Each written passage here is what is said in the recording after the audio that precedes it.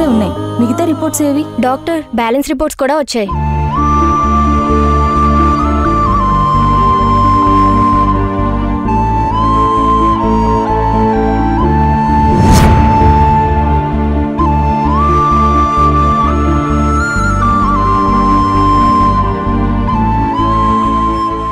What happen doctor?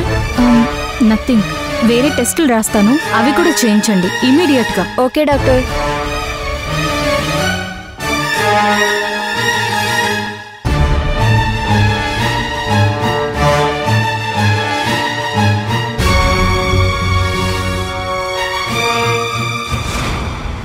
ఈ reports ఇమీడియట్గా కావాలి. Okay doctor. డాక్టర్, నా బిడ్డకి ఏం కాలేదు కదా డాక్టర్?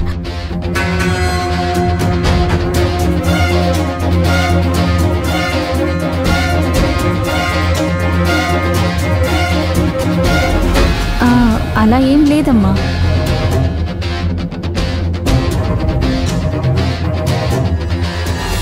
డాక్టర్ గారు, నాకు చిన్న సాయం చేస్తారా? ఒకవేళ నాకేమైనా జరిగినా, నా కడుపులో బిడ్డకి ఏమైనా జరిగినా నా ఇంట్లో వాళ్ళు తట్టుకోలేరు. ఏమైనా అయ్యిందని తెలిస్తే అది కేవలం బాధపడడంతో ఆగిపోదు, ఎన్నో గొడవలకు దారితీస్తుంది.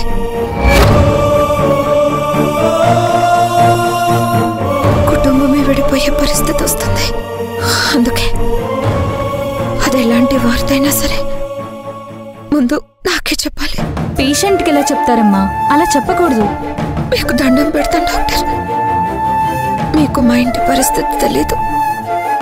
ఊహ తెలిసినప్పటి నుంచి ఇప్పటి వరకు మేము ఉమ్మడిగానే బ్రతికాం.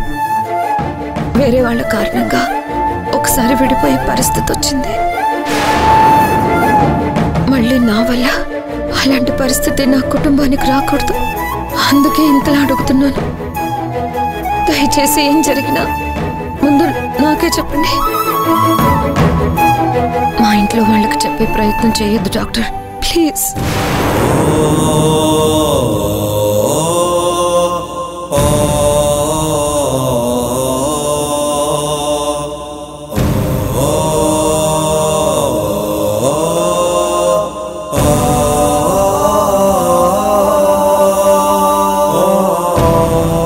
డాక్టర్ గారు, మా అక్కకి ఎలా ఉంది?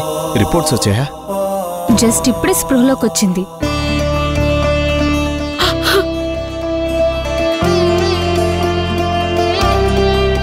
డాక్టర్ గారు, ఒకసారి మా అక్కని చూడొచ్చా? తను ఇంకా పూర్తిగా కోలుకోలేదు. తనకి చాలా రెస్ట్ అవసరం. పైగా వేరే రిపోర్ట్స్ కూడా ఇంకా రావాల్సి ఉంది. అవన్నీ వచ్చాక పేషెంట్ కండిషన్ ఏంటనేది మీకు చెప్తాను. అప్పటి వరకు ఆమెను డిస్టర్బ్ చేయకండి.